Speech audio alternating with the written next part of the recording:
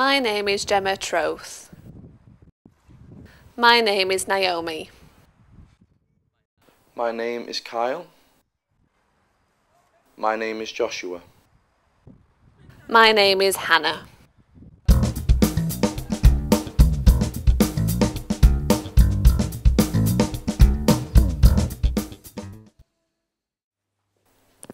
Hello, I'm here at Deansfield High School in their Hearing Impaired unit, where a number of deaf pupils attend.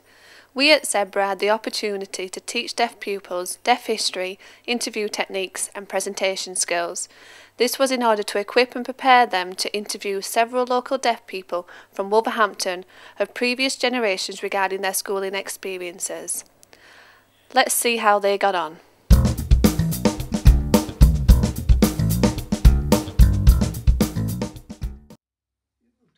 School was good. I went to Doncaster School and I was there from the age of 6 and I stayed there till I was 16. I didn't travel every day, it was a boarding school. My boarding school was in Birmingham, in a place called Edgbaston. That's where the school was. Now, the school's closed down. It closed down in 1984. Basically because deaf children now don't attend deaf-only schools. They're all being mainstreamed and they love the parents too much, so they'd rather go home every night to see them.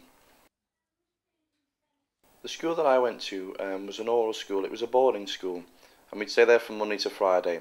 At the weekend we had the option of whether we'd stay or go home. In my bedroom in the first year there were 6 boys. It was boys only and there were 6 of us. But as I got older and time passed, eventually the numbers dropped, and by the last year it was just me on my own. To wake us up in the morning, the teachers used to just pull our blankets back and pull us out of bed, and sometimes the older students would actually come in and jump on our beds and bounce on our beds, which would really wake me up in a shock. When you went to school, did you mix with hearing children? Well, I went to 2 schools, and there were no hearing children in our schools. It was a deaf school only in both of them.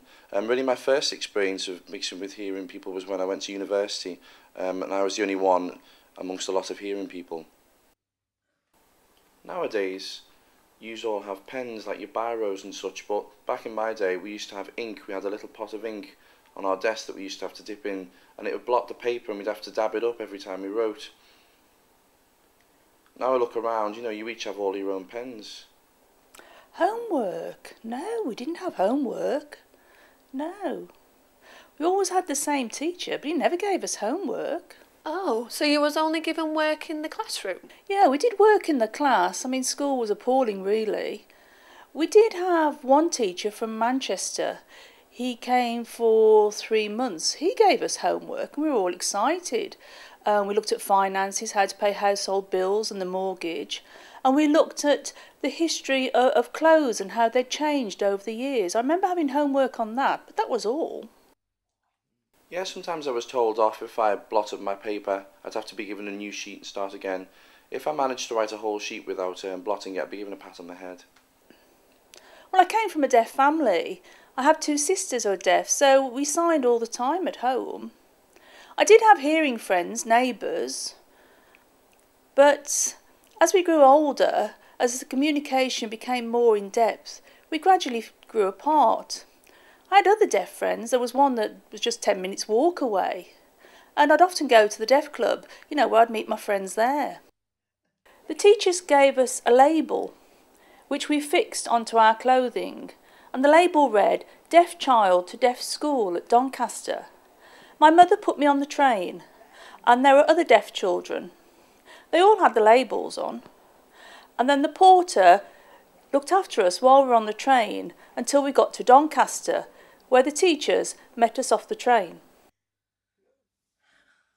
Really, communication was difficult. My mother and father couldn't sign.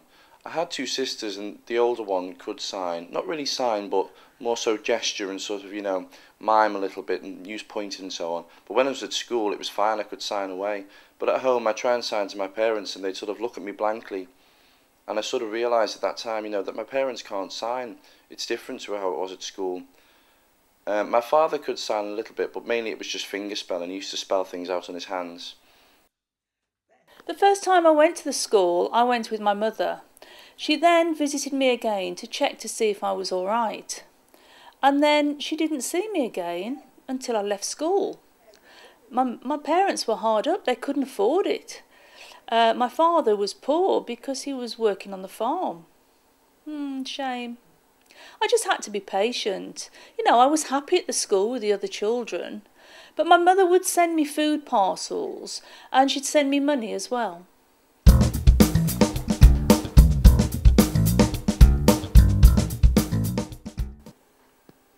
Yeah, teaching in those days was oral. I was at the school from the age of 4 until I was 11. And half of the time I was spent with a teacher of the deaf in the unit. The hearing children, they didn't have an interpreter. There was no interpreter. And we'd look at the board. And I can remember, there was a board on the wall. And we'd read it and I'd read books, which I found helpful. And we'd lip read the teacher, which wasn't always satisfactory. Now, in the school, the deaf school, teaching was oral. We weren't allowed to sign. Everything was written on the board and there was an overhead projector, so the teacher wrote on acetates. But looking at the teacher, I just found it so tiring and we missed so much information.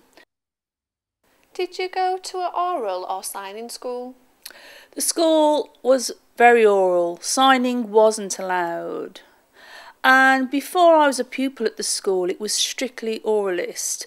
When I arrived and my friends arrived and they were from deaf families and I was from a deaf family, it was as though we influenced signing within the school. And I realised that, previously people had said, oh no, the school was strictly oral. But I thought, no, we're allowed to sign. So I don't know whether we influenced signing within the school. The teacher was very oral in the classroom. But outside, we signed. Were we punished for signing? No, not really. Signing was habit. I came from a deaf family, and other children were the same. Did you get the cane if they caught you signing? No, we weren't punished for signing. The boys were caned, not the girls, and it was only because they were mischievous. Punished for signing, I can't remember. I wasn't caned, no. My school strongly enforced the oral policy and signing was frowned upon. I had to sit on my hands and if I tried to sign, my hands would be slapped. The teacher used to tell us off if we signed. My school strongly believed in the oral way of teaching. I didn't understand all of it, but I was looking forward to the break when I could go outside and play and sign with my friends, or lunchtime. That was more important to me than what went on in the classroom.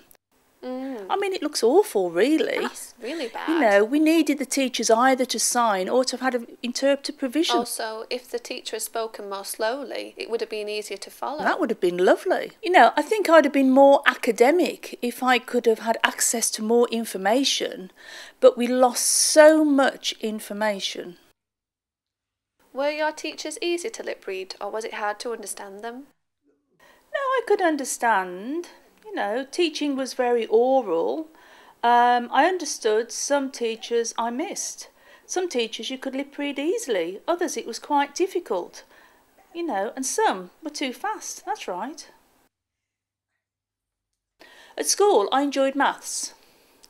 And really, if there was any rapport with the teacher and I could understand the teacher, I enjoyed the subject.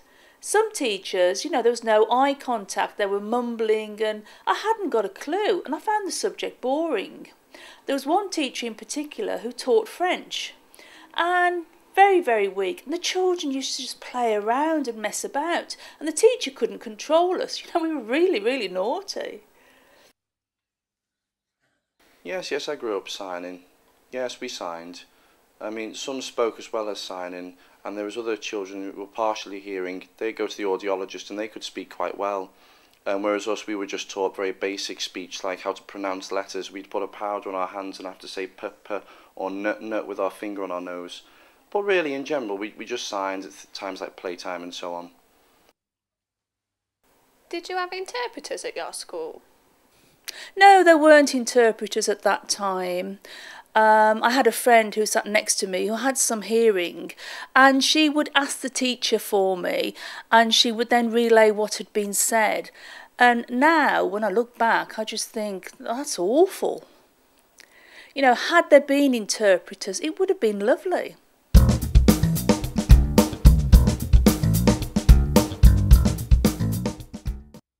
When you were at school, what was your uniform like? My school uniform, we had to wear a shirt, a tie, a jumper, black trousers or grey, and black shoes. It was very similar to what you're wearing actually. Oh no, we weren't allowed to wear makeup or jewellery at school.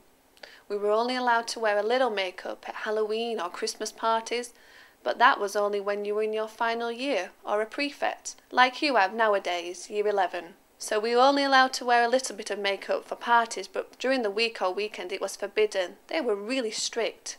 We weren't even allowed jewellery.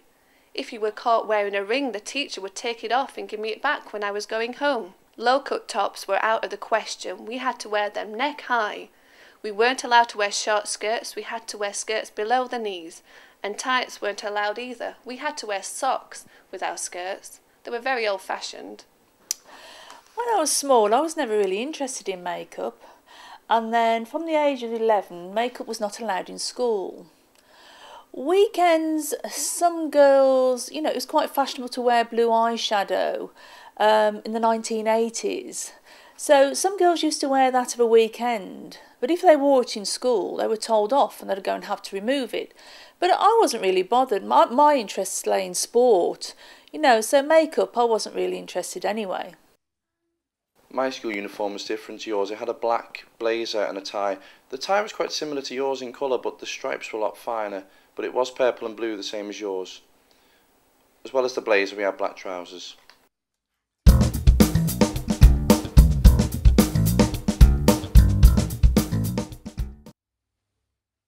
What were your teachers like? Teachers? What were they like? Ooh, I can remember one teacher. He was horrible. Well, he's passed away now, so it's all right for me to say. But he was very cruel, because if you didn't speak correctly, you know, you'd have your face smacked. And I'll never forget that teacher. My teachers really were quite varied. Some teachers, for example, you know, they were really clear and really nice to understand, and I got on well with them. But some teachers were really strict. I mean, for example, there was a few linked with the audiology department who were quite over the top. I mean, myself and my family don't think much of hearing aids, so I just used to switch them off. And they'd throw a temper and say, no, you mustn't sign, you must use your voice, and shout at me. And I'll never forget that. It's quite interesting that I've observed that those teachers who were the strictest were the ones who were involved with the audiology department and speech therapy, compared to other subject teachers who didn't pay much attention to my hearing loss.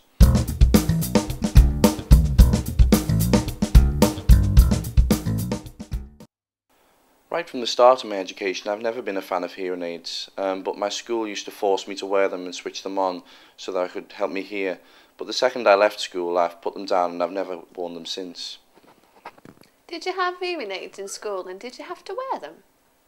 We had to wear hearing aids. We had no choice. I didn't like wearing them though. And we wore headphones, which we plugged into a device called a group aid. The teacher would stand opposite with a microphone and all the children would have headphones on. There was about 12 children. And I always used to switch mine off. And the teacher would shout my name, but because there was no eye contact, she'd come round and realise I switched it off, so I got into trouble. The hearing aids I'd turn off as well. The day I left school, I just threw them away. When I was at school, I didn't have hearing aids like yours. Back then we used to have basically what looked like a car battery strapped to our chest. We used to have to plug it into our ears, and it was so heavy we used to have to strap it round our back, and it weighed a ton.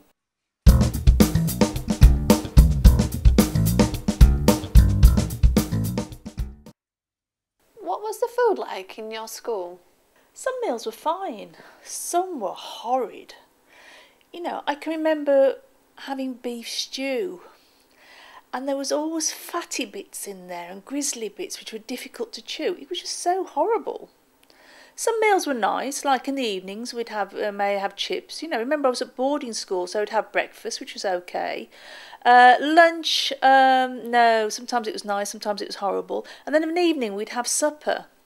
And around about 4ish we'd have tea and tea cake, so supper was around 6:30. and we had to eat it. You know, if we didn't like it, we didn't eat it. There's nothing else. You know, you're lucky because you can go home. If you don't like something at school, then you can go home and eat something that you like. But we had to eat it, otherwise there was nothing. But eventually I got used to it. You know, that's how it was. I was there for 7 years. School chips, now they were really nice. I liked them. But you only got small portions. Everybody liked them too and certainly ate all of them. Their potatoes, well, that was a different story. They didn't use real potatoes. They used a powdered mash, which tasted like rubber. It was absolutely disgusting. I remember the first time at school when it was dinner time, just sort of the feeling of how impersonal it was. The food was just sort of slopped on a tray and we were moved along. You know, there was no communication there. We were just filed in and then sent on our way, and I just didn't like it. But later, just before I left, the food started to improve. I mean, nowadays, you know, it's so well promoted about, you know, getting healthy foods and salads and soups into schools, and that started to be introduced just before I left. Now that I have left, the food's a lot much better, and I'm a bit disappointed about that. Choice of drinks were very limited. Now there's a lot more choice. For breakfast we had orange juice and tea. For lunch we had water. There was no other choice, it was just water. And the water had been left in a jug and very often it was warm. For tea we had tea, but if you didn't like tea then you could have water. And for supper we had milk. I can remember having milk, which was poured and left for a long time, so that was also warm. And very often there were breadcrumbs floating on top of the milk, which you had to remove. The school I went to was a boarding school, which meant that we couldn't just nip down the road to get some sweets or chocolate. It's something we just had to put up with.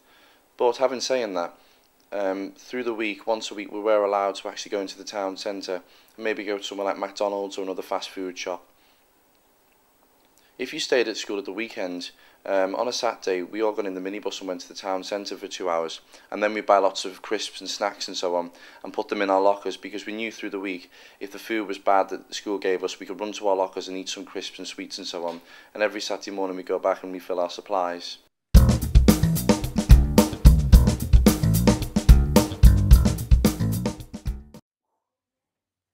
Yes, I was punished with a ruler, not a cane. The boys, if it was really serious, got summoned to the headmaster's office, where he would draw down their pants and cane them on their bare bottoms. I, however, got punished with a ruler on my hands for signing.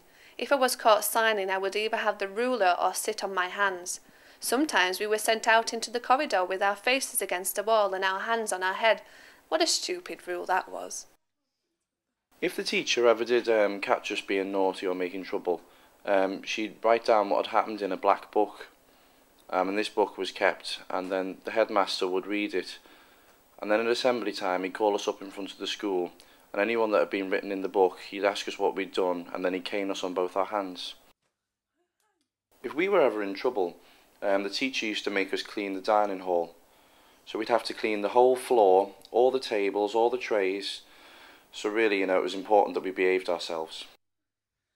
If, for example, you were in trouble the first time, if you were naughty or something, you'd be caned once on each hand. If you repeated it, you'd be caned twice on each hand. If a third time you did it, you'd be caned twice on each hand and 5 times on your bottom.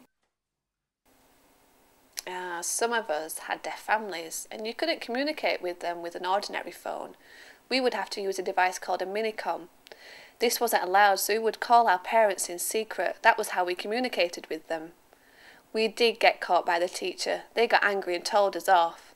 After I left school, they agreed to allow the use of minicoms, but not during my time.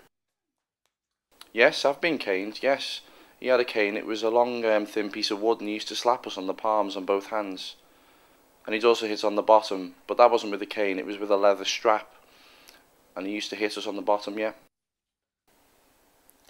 If we were cheeky or disobeyed a teacher, we were given 100 lines to do, like, I must not be cheeky to the teacher. And we had to write them out 100 times.